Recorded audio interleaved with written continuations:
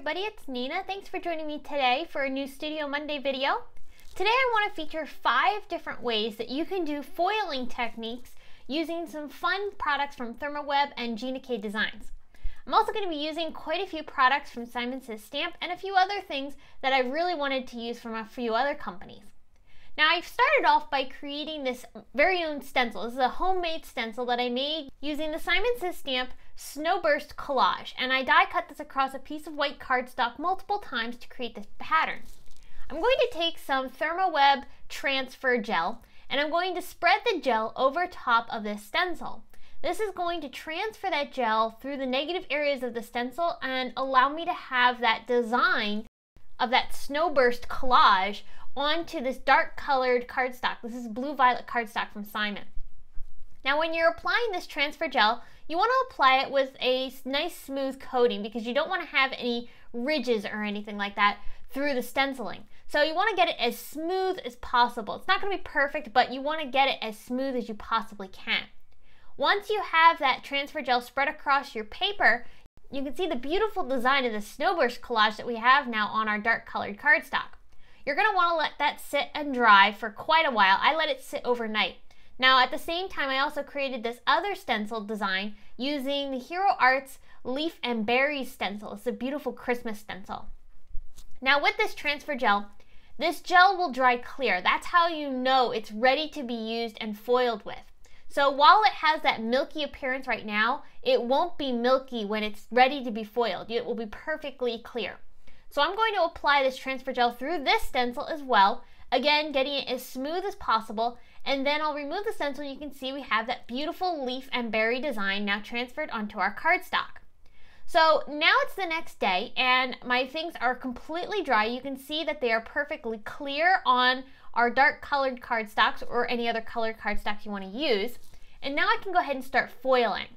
So I've got this beautiful kind of sequin looking glitter foil paper from Gina K and ThermoWeb, and it is so gorgeous. I love this paper. Now I'm going to put this into a sandwich that I'm going to run through my laminator. And I found that the best way to get a perfect laminated impression is to have extra layers inside of your sandwich. So I've got a piece of parchment paper, that's my carrier sheet. Then I have 2 layers of regular 100-pound cardstock. Then I've got my cardstock that I'm going to be transferring the foil onto and the foil on top of that. I'll show you that again in a second. So I've run that through my laminator, and now that I have it run through, I can now remove the foil off of my cardstock. And the result is stunning. Look how perfect that foiling is. Because we have that extra layer of cardstock, we've got 2 pieces of extra cardstock in there, that's giving pressure inside of the laminator, which is allowing the foil paper to transfer onto your cardstock even better. So here again, I've got those 2 pieces of cardstock. This is just some white cardstock. I've got my piece of cardstock that has my transfer gel design on that we did the stenciling with. Then I've got the foil paper. This time I've got some glittery stars. And I've got then everything sandwiched in between some parchment paper. I'm going to run that through my laminator once again. And then this time I'll be able to remove it out and peel off that foil. And you'll again see that we have beautifully transferred foil design onto our cardstock. So when you're doing your foiling, make sure you add some extra layers of cardstock. You might want to practice to see how many layers thick you can get through your machine. I found that 2 was perfect for my laminator. And then you can see we get a great foiled impression using that transfer gel. Now another way you can use foil to do some foiling is to not use any heat transferring at all and instead use double-sided adhesive. So I have these double-sided adhesive sheets from ThermoWeb, and I'm going to attach the one side onto a piece of white cardstock. These sheets come in really big sheets, so you get a lot of adhesive from a pack of this. So after I put that onto my cardstock, I'll remove the other backing sheet, and this time I'm going to lay this into the foil. Once you've laid it down into the foil, you're going to want to go ahead and press this really good, burnishing that foil into that adhesive because you want to make sure it sticks to that adhesive really nicely. You may have some air bubbles, but if you just take a soft cloth or even your sleeve like I'm doing here and rub over those little air bubbles, that'll push those pockets of air out of there and it'll transfer the foil down onto your paper perfectly.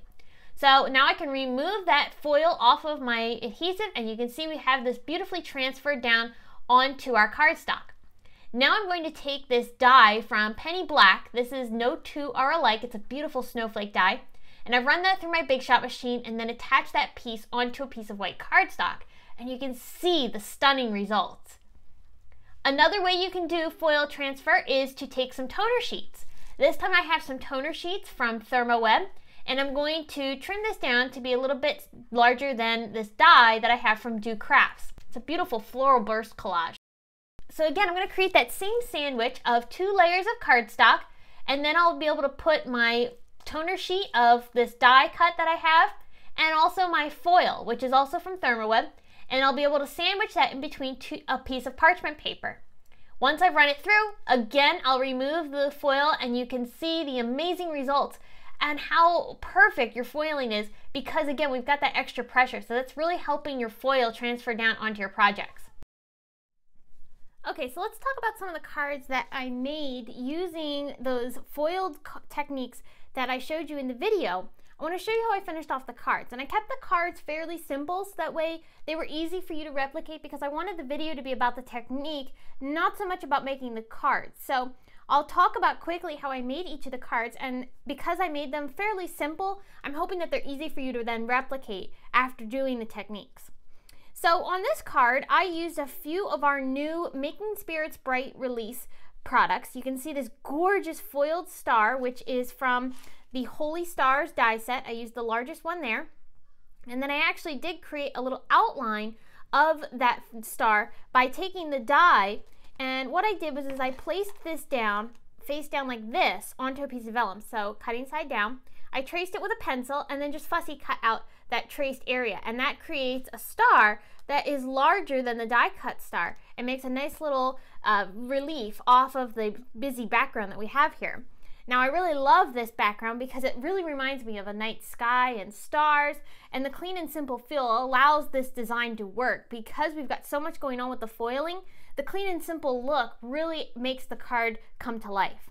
So I also used our beautiful new Rejoice die. This comes with both the die itself and also the outline, and I cut both of those from some beautiful foil cardstock from Tonic Studios because I didn't have a foil paper that I was able to use that was in that nice purple tone, and I wanted a purple. So keep that in mind when you're creating cards and you don't have foil in a color that you want.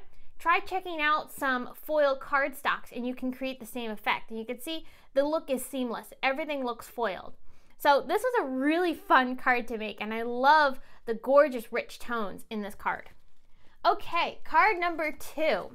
This one here, this background is my absolute favorite. Out of all the cards and all of the foiling techniques that I did today, this one just takes the cake for me. I love that snowflake background, which is this new No Two Are Alike die from Penny Black. Look how detailed this is, and then look how detailed this background turned out. I love it. So I also took this beautiful sentiment, which is from Honeybee Stamp's Large Thanks die. So I just die cut that from some gold foiled cardstock. I added the little outline around it as well and popped that up off the card, and added the sentiment from this new stamp set from our Making Spirits Bright release, which is called Stained Glass Greetings. So this is, again, a very simple card, but you'll also notice I added a little bit of embellishing to the centers of the snowflakes. I added just a few little gems to the centers of each snowflake, and it's not very noticeable, but when it catches the light, you notice that there's something a little bit special on each of those snowflakes. So keep that in mind when you're creating a card like this. Something very clean and simple, when you add small details like those centers, makes a huge impact on the finished design. Okay, another card featuring that beautiful thanks die from Honeybee Stamps is this one here. Look at that foiling. It's perfect for fall or any time of the year, but I love those colors. That foil is so beautiful from ThermoWeb. So I used that with this beautiful die here that cuts out this great little outline. This is from Do Crafts, and I really love the detail of this background die. Now I also, again, like I said, use that sentiment and put that right in the center there. And then the supporting sentiment came from our new Kind Flowers stamp set, which is from our most recent card kit for November. And I really loved how that sentiment is so clean and simple and goes nicely with this whole entire card. I did pop up this outline piece, this background, off of my card using just a little bit of foam tape. So you can see there's a slight relief off of that orange cardstock, and that just gives the background a little bit of interest, but you could definitely adhere that flat down as well. So there's a couple of options for how you can finish off this card. All right, another fall theme we've got here is this one here. I love those beautiful leaves, don't you? That is so pretty and really easy to make. You would not believe that that came probably from that same scrap of paper that I had left over from this card that I had made using that beautiful foiled background.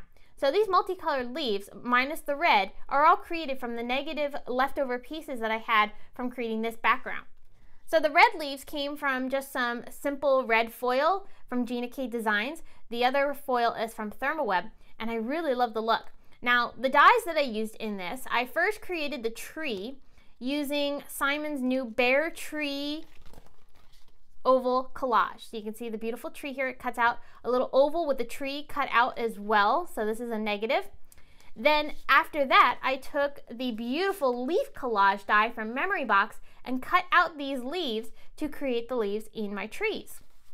And then after that, I also added some grass using a Lawn Fawn Grassy Hillsides die and a blessings sentiment from My Favorite Things.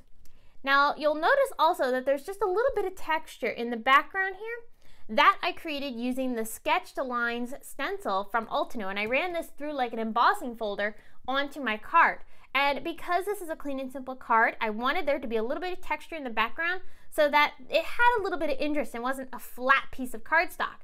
So by doing that with a stencil, you can create a really beautiful textured look that doesn't distract from the rest of your card. And again, it lets that foiling just stand out off of this card beautifully. Okay, one last card. This one I think is the most intense with the foiling, but it is so beautiful. And look how shiny and just glittery. I love that glittery looking foil in the background there from ThermoWeb and Gina K Designs. Okay, so the products that I used on this card, again, this is another very simple card to make, so I think you could really replicate this very easily. So I used, as you know, the leaf and berry stencil from Hero Arts with the transfer gel from ThermoWeb, and we had transferred that onto the cardstock and let that dry and then foiled it. After that, I then took some more foil and pressed that down onto some toner paper. I ended up with some beautiful green, and I was able to die cut that using these beautiful trees from Simon Says Stamp. Now with those trees, I then popped them up off of my card using some foam tape, and I added a sentiment from the Happy Christmas stamp set. So I went ahead and used this Merry Christmas sentiment here. Then for some decoration on the trees, I added a few sequins and clear droplets. I really love how these sequin confettis have that nice solid appearance, so they really remind you of Christmas balls. Okay, so that's a quick look at all of the cards that we made with some of the fun foiling techniques in this video. I hope it's inspired you to break out your foiling projects and your foils and toner sheets and all of those other fun products that you can use to create foiled cards and do some foiling for your holiday cards or any cards in general. So thanks so much for watching this video. I will be back soon with another one, and until then, thanks for watching. Bye!